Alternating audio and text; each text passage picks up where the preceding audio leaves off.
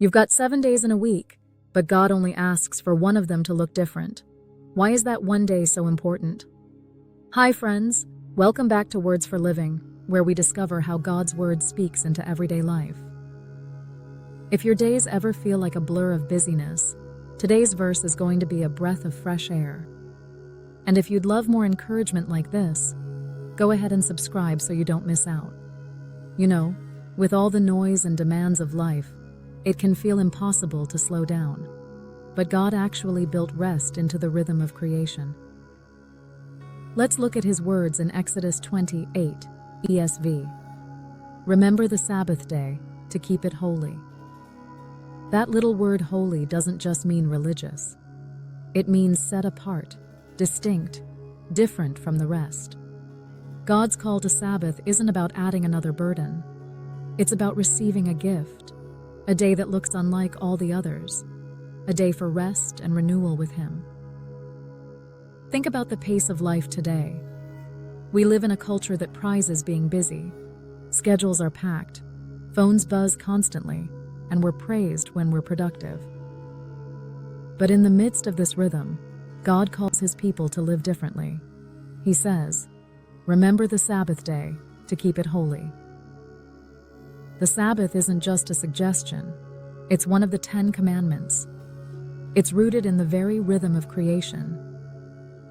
In Genesis, God worked 6 days to create the world, and on the 7th, He rested. Not because He was tired, but because He was setting a pattern for us. Rest is part of the design. Work matters, but so does ceasing from work. To be holy means to be set apart. For the Israelites, holiness showed up in big ways and small ones: sacrifices, temple practices, dietary rules, even how they organized their week. One day out of 7 was to be completely different. That wasn't just about religious ritual. It was about identity. Every Sabbath, they remembered they belonged to God, not to Pharaoh, not to productivity, not to their own ambition. This command is just as relevant today. We may not follow Old Testament Sabbath laws in the same way, but the principle of setting apart time to rest and remember is still life-giving. The Sabbath reminds us we are not machines. We are not defined by endless output. We are children of God, called to reflect His image. Jesus Himself honored the Sabbath but also redefined it. In Mark 2:27, He said, "The Sabbath was made for man, not man for the Sabbath." God gave us the Sabbath as a gift. It's not meant to be a burden, but a blessing. It's a weekly reset that says, God is God, and I am not. My work is not my worth. My rest is an act of trust in His provision. Think about how countercultural this is. Our world says, do more, be more, earn more. But Sabbath whispers, stop, trust, rest. It's not just about taking a day off. It's about making space for worship, renewal, and delight in God's presence. It's like a symphony with pauses. The music isn't just the notes, it's also the rests. Without pauses, music becomes noise.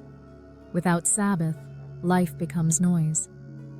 The Sabbath is God's way of writing rest into the rhythm of our lives. Consider Israel's history. When they were enslaved in Egypt, there were no days off. Pharaoh demanded constant labor. God, in His mercy, rescued them and said, "Now you are mine, and as my people, you will have rest." The Sabbath was not only about physical restoration, but also about spiritual identity. It reminded them they were free. And that's true for us too. When we honor times of rest, we remember that Christ has set us free from sin, from striving, from the need to prove ourselves. Rest is an act of faith.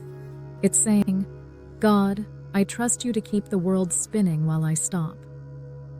Your life doesn't have to be a non-stop cycle of hurry.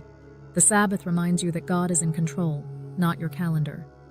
Taking time to rest isn't weakness, it's obedience, and it's also freedom. When you honor rest, you're choosing to live as someone set apart for Him. This week, try setting aside intentional time for Sabbath rest. Write Exodus 28 on a card and keep it visible. Plan one activity that refreshes your soul and draws you closer to God, whether that's worship, a walk outside, or a meal with loved ones. Practice putting away work for a set time and let your heart rest in God's presence. And lastly, ask Him to help you see rest as worship, not wasted time.